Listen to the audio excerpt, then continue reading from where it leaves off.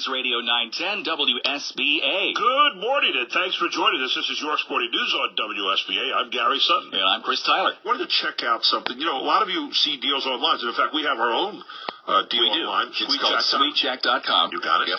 And we did a lot of checking out before we get into this. We've been doing half price for a long time. It's been very successful. Yep. But we like you to be aware of the deals that are out there. And, you know, around the country, you're looking at deals all the time, and maybe some people aren't as scrupulous as we are in making sure that's set up. With us this morning is Royalyn Reed, who is a person who does this all the time. She's a marketing research expert, and she's with us here on York Sporting News, a veteran of this show. Good morning, Royalyn. How are you? Oh, good morning, Chris. Gary, how are you? We are doing great. Now, you know, there's a lot of things people should be aware of out there. And as we said, we have our own half-price type deal with SweetJack.com.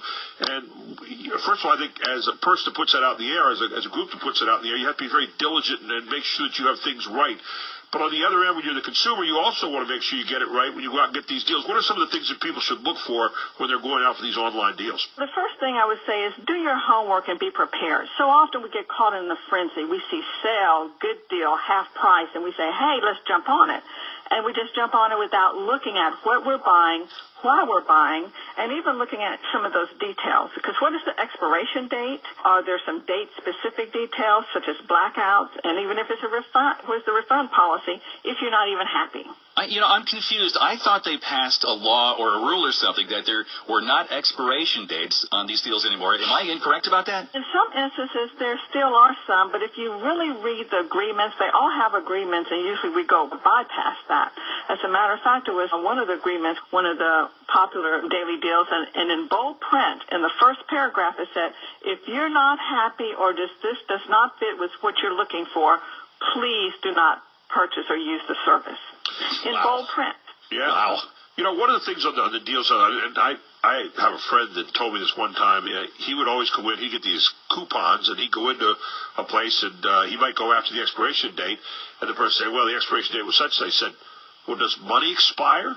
He said, I paid money for this, and money doesn't expire, so therefore, a lot of people press their case on that, and people will cave in on you a lot of times and say, yeah, okay, yeah, you're right, we spent the money, but it's kind of an individual thing. You really better be able to push that pretty well. And that is true. And one thing what we've done, with our research as a marketing research firm is it's important to look at it from the other side, and that's what we usually don't do as consumers. First of all, it's a business. You have a small business in some cases, or a large business. They're trying to grow their market share, grow their business, and then you have someone like a company like a Groupon that's kind of the broker in between.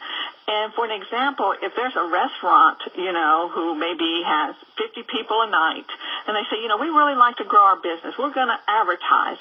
And when they advertise, they don't really know how it's going to take off.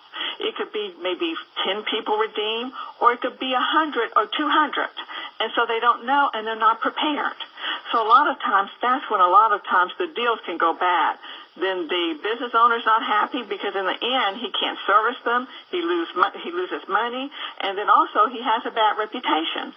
Then we, the consumer's not happy because we can't get in. The service is not what we expect.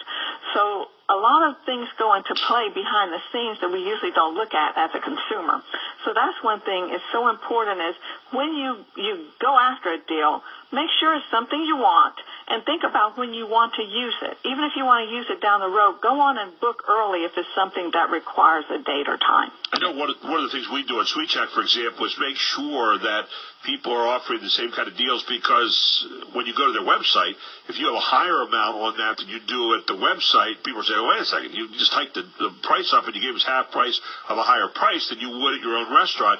And a lot of people, with the ability today to go to the Internet and check these things out right away, that's a no-no that I think businesses want to make sure they don't do. You just have to read the fine print carefully. Well, and any other final thoughts with you this morning? About 30 seconds left here on what people should check out when they go online. Be prepared, know what you want, and it's also okay if somewhere locally who provides that same service, give them a call and find out what's involved so you know what to expect and you're prepared. Yeah, that's a great idea. Make sure you get to know those people and know what's out there. Royalyn, always a pleasure having you aboard. Thanks so much for joining us this morning. Good being with you. Take care. Royalyn Reed with us here on York Sporting News, WSBA News Time.